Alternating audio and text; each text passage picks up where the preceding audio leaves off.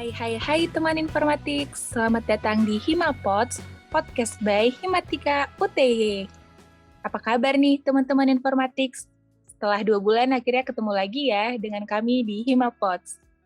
Jadi di podcast kali ini, kita kedatangan seorang narasumber yang gak asing lagi nih. Di episode sebelumnya juga udah jadi narasumber kita. Langsung aja yuk, selamat datang Mas Ilham di Himapods. Ya, halo semuanya. Halo Mas Ilham. Halo Mas Ilham. Ya. Apa kabar Mas? Alhamdulillah, lebih baik. Oke, sip.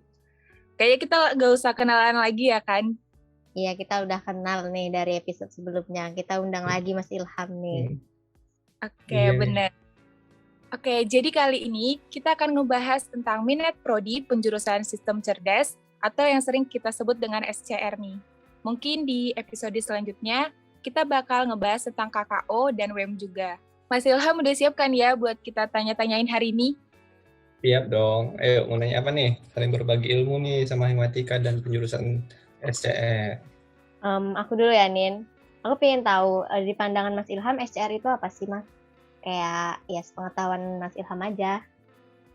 Oke, kalau ditanya SCR itu apa ya gitu ya? Kalau SCR itu apa? Sistem cerdas. Nah, kalau sistem cerdas itu definisinya apa? Tapi kalau sepenangkapan aku dan sepengalaman aku di kuliah itu, kalau sistem cerdas itu ya pokoknya suatu penjurusan yang ada di informatika UTY ya. Kan banyak nih, ada sistem cerdas, kemudian ada WEM, kemudian ada KKO. Nah, kalau untuk sistem cerdas sendiri itu berfokus gimana caranya membuat sebuah sistem yang dapat meniru kecerdasan manusia. Nah, kecerdasan manusia itu sendiri banyak, makanya nanti di sistem cerdas itu sebenarnya dalamnya itu banyak banget. Ada lagi namanya deep learning, machine learning, sensoring, kemudian ada recognition, dan lain-lain. Pada intinya, algoritma-algoritma ini dibangun agar mesin atau komputer kita nih dapat berperilaku sebagai manusia dan dapat mengenali objek, kemudian mengklasifikasi, memprediksi, dan lain-lain seperti itu. Berarti singkatnya itu kayak sistem kedua dari manusia gitu nggak sih, Mas? Maksudnya kayak mendekati perilakunya atau pikirannya manusia gitu. Iya, benar. Jadi kita tuh kayak ngajarin mesin agar dia menentukan nih sebenarnya ini tuh apa, termasuk apa dan lain sebagainya gitu. Karena kan sifatnya mesin kan ya diprogramming sama kita gitu loh. Kita tuh bisa ngerjain apa sih dengan penjurusan SCR ini? Nah, gitu mungkin kali ya pertanyaannya. Iya Mas, itu maksud kami. Itu sih 2 kali ya aku dapat ikut penelitian dosen pemula gitu ya di UTI juga. Yang pertama itu klasifikasi kecerdasan emosi mahasiswa ketika menggunakan gadget gitu, menggunakan naive Bayes. Nah, naive Bayes itu salah satu metode nih di SCR. Otomatis kita juga bisa mengimplementasikan metode-metode yang kita pelajari seperti itu. Kemudian ada juga point care plot untuk klasifikasi emosi anak ketika menggunakan gadget dari sinyal jantung begitu. Itu juga SCR termasuk. Jadi banyak sebenarnya sih implementasinya yang bisa kita gunakan. Kendala Mas Ilham selama belajar SCR itu apa, Mas? Pas tengah penjurusan itu. Oke. Kalau kendala sih mungkin ya kita memang mahasiswa kan nggak perlu disuapin terus ya sama dosen, otomatis ya kita harus lebih banyak cari sendiri begitu. Nah, mungkin untuk tutorialnya saja di awal-awal itu yang untuk bahasa Indonesia itu masih sedikit gitu. Jadi kebanyakan itu dari luar negeri gitu, jadi menggunakan bahasa Inggris. Paling kesulitannya itu sih di awal-awal, namun sekarang udah banyak banget tutorial ataupun artikel yang membantu menggunakan bahasa Indonesia juga kalau teman-teman nggak ngerti terlalu jago gitu untuk bahasa Inggrisnya. Kesulitannya itu sih. Oh iya Mas, terus kalau Mas Ilham punya rekomendasi tempat belajar sistem cerdas gitu nggak Mas? Kalau rekomendasi tempat belajar sih kayaknya enggak ya, tapi kalau artikel yang sering aku baca gitu kan, itu ada di Medium, kemudian Geeks for Geeks, itu ada juga artikel-artikelnya, banyak kok. Biasanya kalau aku nemu suatu masalah nih, maksudnya masalah itu kayak mau nerapin algoritma ini, kemudian di prosesnya itu bingung nih alurnya kemana. Nah, itu biasanya aku nyari di Geeks for Geeks, kalau enggak di Medium gitu. Kalau soal course online gitu Mas pernah ikutin nggak? Mungkin Kalau ada rekomendasi juga selain yang Mas sebutin gitu. kalau course online itu sebenarnya di coding itu ada ya, machine learning ada, kemudian di Kominfo itu ada juga seperti di TS itu Digitalent Scholarship itu, malah yang kayaknya aku lihat dari alumni yang lulus tahun ini nih dari UTI juga banyak ikutan nih yang dari DTS itu untuk kategori Big Data using Python, kemudian Machine Learning by Cisco dan lain sebagainya, banyak.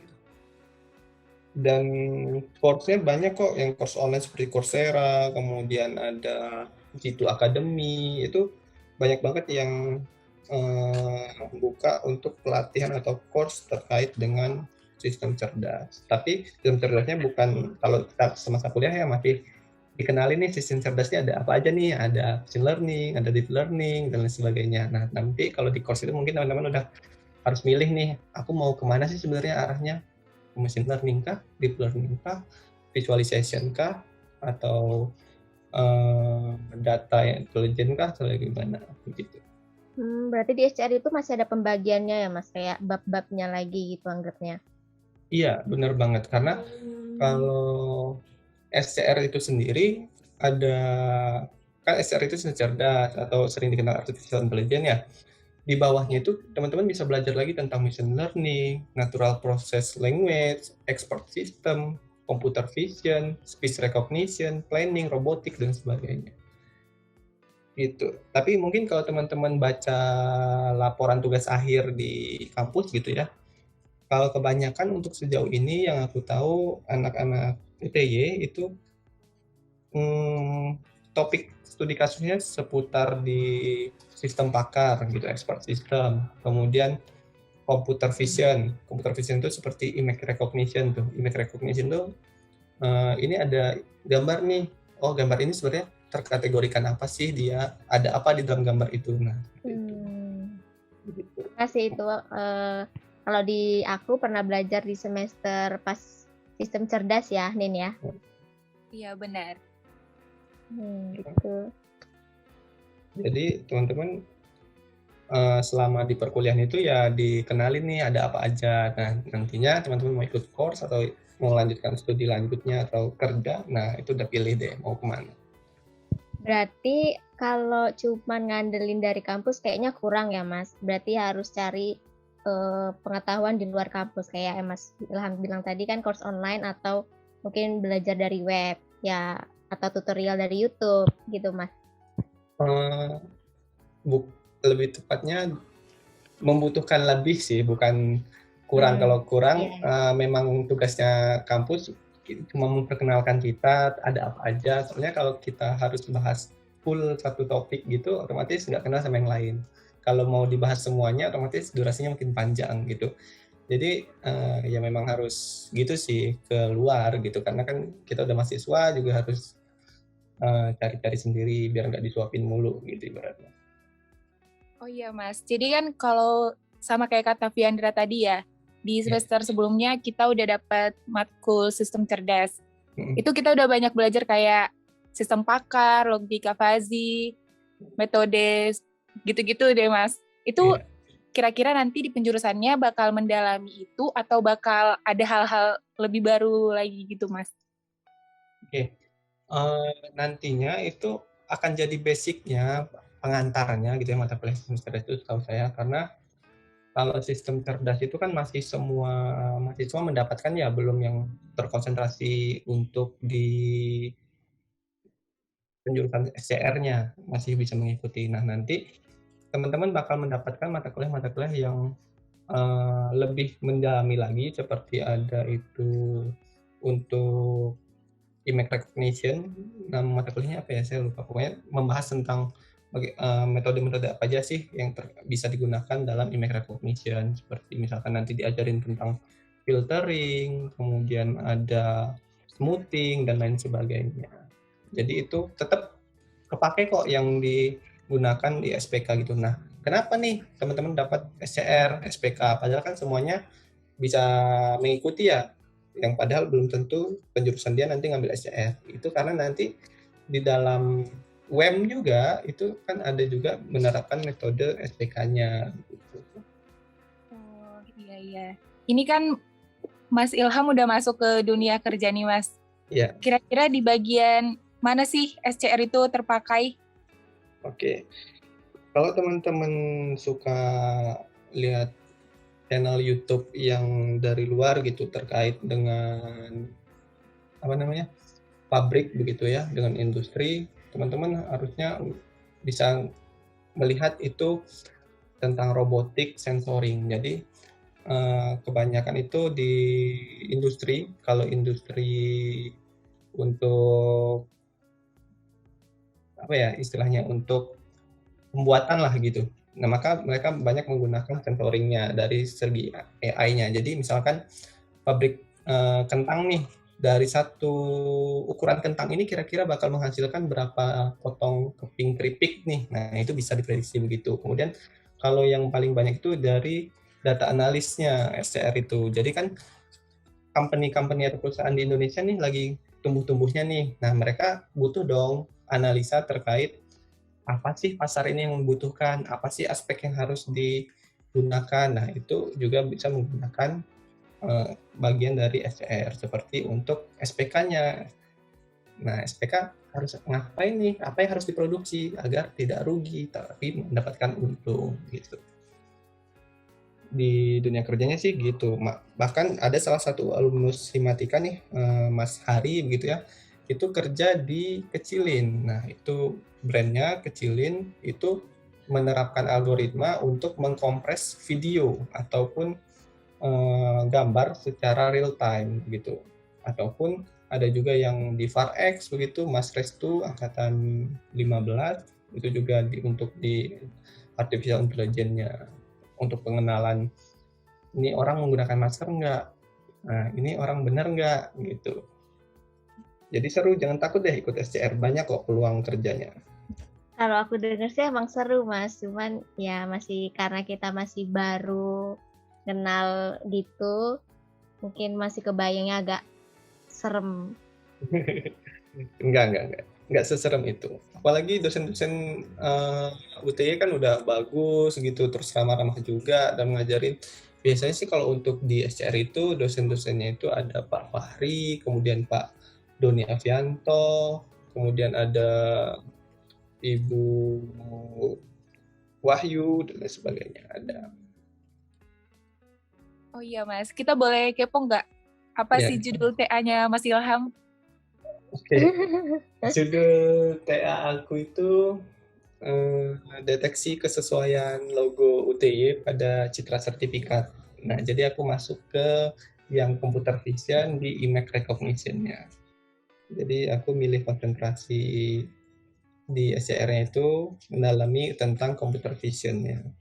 Jadi ngedeteksi nih, kan aku ngelanjutin dari KP sih sebenarnya. Kalau KP kan aku bikin sistem penomoran sertifikat berbasis website di Pusdiklat UTY. Nah, di salah satu sistem prosesnya itu ada pengecekan logo UTY yang digunakan di sertifikatnya itu udah benar belum, udah sesuai ketentuan belum. Nah, itu di sistemku yang KP itu masih pengecekan menggunakan admin. Nah, tujuannya kita belajar AI kan agar bukan menggantikan sih, mengurangi ketergantungan terhadap manusia yang resiko kesalahannya pun masih besar gitu. Kalau kelelahan, kebanyakan yang dicek kan bisa salah saja. Nah, makanya aku nerapin itu biar dideteksi langsung sama sistemnya. Itu sih. Ini teman-teman mau ambil SCR kan? Sejauh ini iya Mas. Sejauh ini juga iya Mas. Iya, join aja ke SCR. Banyak kok teman-teman yang lain bisa bantu juga kalau kesulitan pada saat pembelajarannya. Kira-kira untuk pesan dari Mas Ilham untuk anak-anak mahasiswa di UTY atau yang dengerin podcast ini yang di semester 5 yang penjurusannya SCR itu yang dipersiapkan itu apa aja Mas? Yang basic-basicnya gitu menurut Mas Ilham yang bakal dipakai selama semester 5 ke atas nanti ketika kita ngambil SCR itu? Oke, yang pasti yang perlu disiapkan gitu ya, apa ya, sebenarnya nggak ada persiapan khusus sih kalau aku kemarin, tapi ya tentunya jangan siapin mentalin dalam artian udah milih penjurusan ini, jangan tanggung-tanggung deh sekalian terjun gitu. Jadi teman-teman juga harus nyiapin terkait udah mulai baca-baca nih dari sekarang di kecerdasan buatan itu ada apa aja sih subtemanya, ada bisa ngelakuin apa aja sih, kira-kira aku tertarik dari ke bagian mana ya. Nah, gimana cara tahu tertarik ke bagian mananya, itu teman-teman ya nerapin nih, udah nyoba nge-programming-nya terkait dari masing-masing topiknya seperti machine learning, bisa apa sih? Dicoba. Kemudian computer vision dicoba, expert system dicoba. Nah, nanti bakal ketemu nih, aku kok kayaknya passion-ku di sini ya. Nah, itu sih yang harus disiapin biar nanti ketika di semester 7, teman-teman ketika menyusun untuk judul laporan TA, udah nggak bingung, aku mau bikin apa ya gitu. Itu sih. Menarik juga sih, karena untuk kita perlu tahu apa yang kita persiapkan itu sebenarnya memang pertama itu menurut aku mental sih, Mas. Kalau misalnya udah ambil SCR, jangan ragu-ragu. Terus kata Mas Ilham langsung terjun aja gitu. Langsung gas. Iya, benar, langsung gaspol pokoknya. Karena aku ingat pesan salah satu dosen waktu aku kuliah umum gitu ya, sebelum masuk hari pertama perkuliahan normal itu, kalian tuh beruntung masuk informatika. Kalau kalian merasa tersesat, ya kalian udah tersesat di jalan yang benar, kayak gitu. Iya benar. Yakinin deh itu. Seenggaknya kita udah dapat beberapa ilmu di informatika, kayak misalnya kalkulus atau pemrograman dasar gitu kan masih bisa kita pakai dan kita bisa kembangin di luar kuliah ini. Iya, benar. Ayo teman-teman, udah kebayang kan penjurusan sistem cerdas itu gimana sih? Nah, walaupun episode kali ini nggak sepanjang episode sebelumnya, tapi pembahasannya seru dan bermanfaat loh. Makasih juga nih untuk Mas Ilham yang udah mau datang dan menjadi narasumber di Himapods lagi di episode penjurusan SCR ya, Mas. Iya, sama-sama. Semoga apa yang disampaikan bermanfaat dan apabila salah ya mohon dikoreksinya, gitu aja.